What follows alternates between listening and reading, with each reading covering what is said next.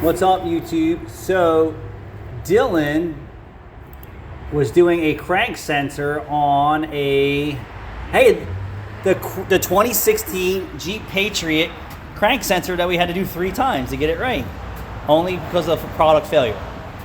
So the second crank sensor actually worked. So Dylan went online, and one YouTube video said to take the axle out. Do not take the axle out on your all-wheel drive Patriot to do the crank sensor.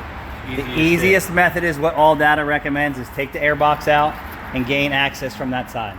Yeah, you gotta finesse your way in, is what we call it. Do you have, was it an actual video to where the guy said that, or it was just a comment? No, that's what I said. To take the axle out? Oh, no. It was an actual video. There was an actual video on a 16 Patriot to take the axle shaft out, and that is not the fastest way.